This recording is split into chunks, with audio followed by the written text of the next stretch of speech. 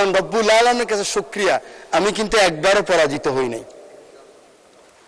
যে ভোটে পরাজিত হচ্ছে ওই ভোট আমি করিও না, আমায় করতে দেওয়া হয় নাই। এই জুলাইয়ের চেতনা যেন কোনো আমলা হোক, এমপি হোক, মন্ত্রী হোক, কোনো কারো কারণে যেন জুলাইয়ের চেতনা নষ্ট না হয়, সেদিকে আমাদের সকলকে আমাদের নজর দিতে হবে।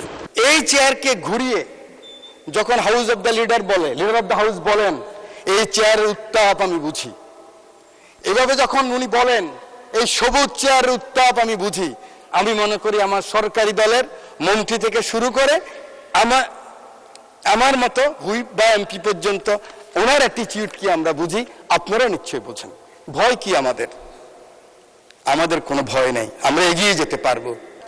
আমার এই ডান পাশে ফাঁসির দণ্ড পেয়েছিলেন, বাম পাশে ওই বসা আছেন ফাঁসির দণ্ড, আমার এখানে আছে ফাঁসির দণ্ড, আমার পিছনে আছে সালাউদ্দিন কাদের চৌধুরী সাহেবের ছেলে, মীর কাসেম আলী সাহেবের ছেলে, মাননীয় সংসদ সদস্য। আমরা যে বেঁচে আছি এটাই তো বেশি। আমরা গত 17 বছর মাননীয় মহাসচিব মহোদয় রাস্তায় কান্না করেছেন, ওরা কিন্তু এখনো ঘুরছে। কিন্তু আউযু বিল্লাহি মিনাশ শাইতানির রাজিম, বিসমিল্লাহির রহমানির রহিম। মাননীয় স্পিকার, আপনাকে ধন্যবাদ। আমি সর্বপ্রথমে এ গ্রেড ক্লিংকারের কনফিডেন্স সিমেন্ট, বাংলাদেশের হৃদয় জুড়ে আপনাকে জানাতে চাই, হাউসকেও জানাতে চাই, সারা বাংলাদেশের 18 কোটি মানুষকে জানাতে চাই, আমাদের 71, আমাদের 90 এবং আমাদের রক্ত ভেজা এই সেদিন ঘাসের মধ্যে এখনো লেগে আছে জুলাই বিপ্লব। এই বিপ্লবে যারা আত্মাহুতি দিয়েছেন তাদের সকলের আত্মার মাগফিরাত কামনা করি। মাননীয় স্পিকার, এই সেদিন কুরবানের আগের সপ্তাহে আমি বেস্তিনি হসপিটালে গিয়েছিলাম ব্যাংককের, জুলাই যোদ্ধাদেরকে দেখার জন্য। সেখানে অনেকের সাথে কথা হয়েছে। এক তরুণ হুইল চেয়ারে বসে আছে, ওই জুলাই যোদ্ধার পাশে একজন তরুণী। আমি ভেবেছিলাম হয়তো বোন কিংবা কোনো আত্মীয় হবেন। এই জুলাই যোদ্ধা আবু সাইদ যেদিন নিহত হয়েছেন সেদিন সে গুলি খেয়েছিলেন। যখন কথা বলতেছিলাম প্রাসঙ্গিক ক্রমে ওই তরুণী বললেন, ইনি আমার স্বামী। আমি বললাম, কবে বিয়ে হয়েছেন? বলে যে 36 জুলাইয়ের পরে। ইন্টেরিয়াম গভর্নমেন্ট যখন তাকে নিয়ে যাচ্ছিলেন তখন এই তরুণী তার পিতাকে বলেছিলেন, আমি একজন শহীদ কিংবা পঙ্গু এই জুলাই যোদ্ধার স্ত্রী হতে চাই। কিন্তু দুঃখের বিষয় কি জানেন মাননীয় স্পিকার, এনটিআরসিতে উনি তখন শিক্ষক নিয়োগ পেয়েছিলেন। একজন ইউনো সাহেবের কাছে গেলেন যে আমার স্বামী ব্যাংককে নিয়ে যাবে। উনি বলেছেন আপনি জয়েন করতে হবে। উনি জয়েন না করে চলে গেছেন। এই হাউসকে এটাই জানাতে চাই, এই যেমন আমরা 71কে বুকে লালন করতে পারিনি, ধারণ করতে পারিনি, বারবার মিথ্যা চেতনার কথা বলেছি, কোন ক্রমে এই জুলাইয়ের চেতনা যেন কোনো আমলা হোক, এমপি হোক, মন্ত্রী হোক, কোনো কারো কারণে যেন জুলাইয়ের চেতনা নষ্ট না হয়, সেদিকে আমাদের সকলকে আমাদের নজর দিতে হবে। মাননীয় স্পিকার, বাজেট সম্বন্ধে দুই পক্ষেই বক্তব্য রেখেছেন। আমার সিনিয়ররা আছেন যারা 40 বছরের পার্লামেন্টে আছেন, সেরকম সিনিয়র লিডারও আছেন। আমি কখনো দেখি নাই সরকারি দল বিরোধী দল এত গঠনমূলক আলোচনা করতে, যার জন্য আমাদের দুইজন হুইপ বক্তব্য রেখেছেন। ওরা দুইজনে একদম ক্যাটাগরিক্যালি বলেছেন বিরোধী দল কিভাবে ভূমিকা রেখেছেন। সরকারি দল আমরা যারা আছি, ডেমোক্রেসির প্রথম কথা হলো পেশেন্স, এবং ইসলামিক রাজনীতির প্রথম কথা হলো সবর। এই দিকেও সবর আছে, এই দিকেও পেশেন্স আছে। এই জন্য দুই দিককে আমি ধন্যবাদ জানাই, অভিনন্দন জানাই। মাননীয় স্পিকার, এই বাজেট সম্বন্ধে অনেক কথা হয়েছে, আমাদের অনেক চমৎকার চমৎকার আলোচনা হয়েছে। আমি যেটা বাজেট বুঝি, যেহেতু আমি ইকোনমিক্সের ছাত্রও নয়, আমি বাজেট সম্বন্ধে কোনো গবেষণা করি নাই, সেই লাইনে বক্তৃতা দিতেও আসি নাই। আমি এসেছি আমার মানবিক প্রধানমন্ত্রী, যিনি হাউসের নেতা, তিনি কিন্তু এই পাশের নেতা নয়, তিনি দুই পাশের নেতা, বিরোধী দলের নেতা, তিনি এই পাশের নেতা। এই চেয়ারকে ঘুরিয়ে যখন হাউস অব দ্য লিডার বলে, লিডার অব দ্য হাউস বলেন, এই চেয়ারের উত্তাপ আমি বুঝি।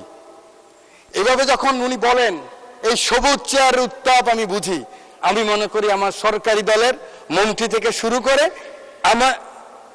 আমার মতো হুইপ বা এমপি পর্যন্ত ওনার অ্যাটিটিউড কি আমরা বুঝি, আপনারা নিশ্চয়ই বোঝেন।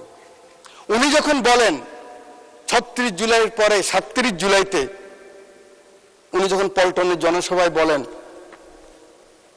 আমরা এমন কোনো কাজ করব না যে কাজে অন্য ক্ষতিগ্রস্ত হয়। কোট, উনি বলেছেন আমরা আমাদের কোনো প্রতিহিংসার কারণে, কোনো হিংসার কারণে যদি অন্য ক্ষতিগ্রস্ত হয়, তাহলে আমাদের যে মিশন, আমাদের যে এই যে জুলাই যে আকাঙ্ক্ষা, সে আকাঙ্ক্ষা পূরণ হবে না, আনকোট।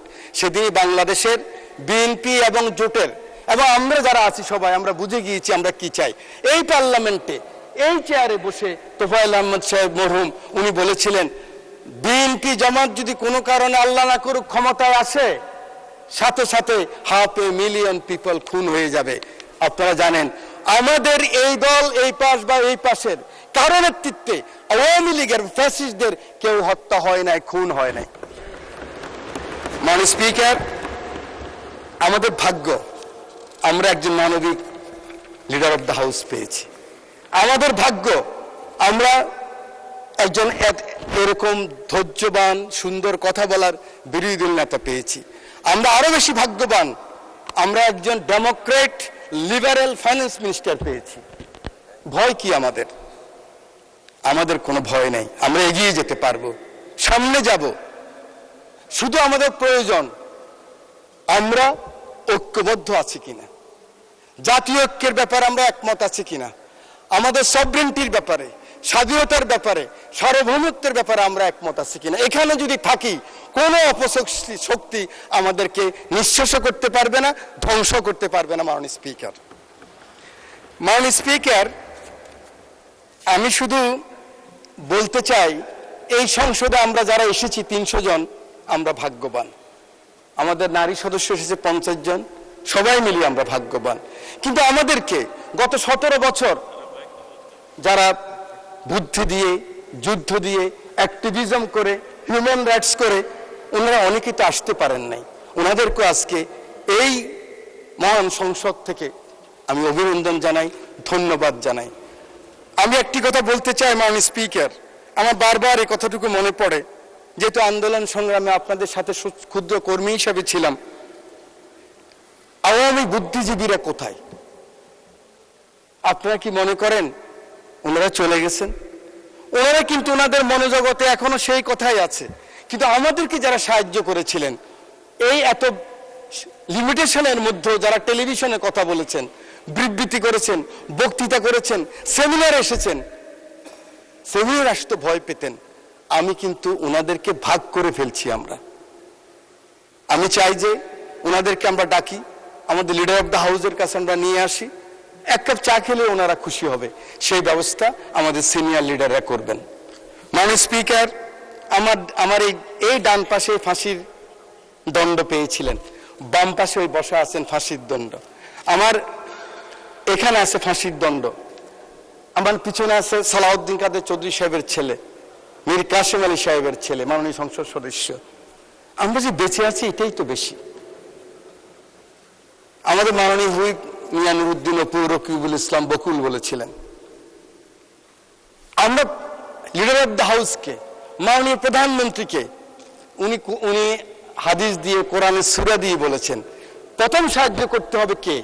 প্রথম সাহায্য করতে হবে আমরা যারা এই পাশে বসে আছি, আমরা যারা ক্যাবিনেটে আছি, আমরা যারা ওনার পাশে থাকি, আমরা প্রথম সততার সাথে, নিষ্ঠার সাথে আমরা শপথ গ্রহণ করতে হবে যে না, এমন কোন কাজ আমরা করব না যেই কাজে বিএনপি এবং বিএনপির নেতা মানুষের কাছে কখনো অপমানিত হন। এই শপথ আমাদেরকে গ্রহণ করতে হবে। এই শপথ করতে যদি আমরা রাজি থাকি, আমরা আমাদের মনোজগতে যদি নিয়ে আসি যে না, আমরা ইনসাফে থাকবো, আমরা হকে থাকবো, আমরা আমাদের একাকার সাথীদেরকে কিন্তু ভুলে গেছি। অনেকে আসতে পারেন নাই। আমরা গত 17 বছর মাননীয় মহাসচিব মহোদয় রাস্তায় কান্না করেছেন, ওরা কিন্তু এখনো ঘুরছে, কিন্তু ওদের কোনো আস্থার জায়গা নেই। মাত্র 4 মাস। আমি জানি আমার একজন মাননীয় সংসদ সদস্য এখান থেকে বলেছেন ওদের জন্য প্রকল্প গ্রহণ করা উচিত, ওদের ব্যবস্থা করা উচিত। এই পাশে যারা ক্ষতিগ্রস্ত হয়েছেন আন্দোলন সংগ্রামে যে কর্মীরা, ওদের জন্য ব্যবস্থা করা উচিত। তখনই হবে আমার নেতা তারেক রহমানের সবার উপরে বাংলাদেশের যে আকাঙ্ক্ষা, সে আকাঙ্ক্ষা পূরণ হবে। আমার বক্তব্য শেষ। আমি শুধু আমার রামগতি কমলনগরের অসহায় মানুষ যে সমর্থন দিয়ে কষ্ট করে আমাকে বারবার এই সংসদে পাঠিয়েছেন, মহান রব্বুল আলামিনের কাছে শুকরিয়া। আমি কিন্তু একবারও পরাজিত হই নাই। যে এই ভোটে পরাজিত হচ্ছে এই ভোট আমি করিও না, আমাকে করতে দেওয়া হয় নাই। মাননীয় মহাসচিব আছেন, উনি লিখে দিচ্ছেন। অতএব 14 মাস কাজ করেছি। মহাসচিব বলেছে এত কাজ করেন কেন আপনি? আপনি তো এমনি পাস করবেন, কেন যাননি? যান। মহিলাদের সাথে 31 দফা নিয়ে 14 মাস কাজ করেছে আমার বন্ধু শহীদুদ্দিন চৌধুরী এনি। ধন্যবাদ মাননীয় সদস্য, ধন্যবাদ মাননীয় সদস্য।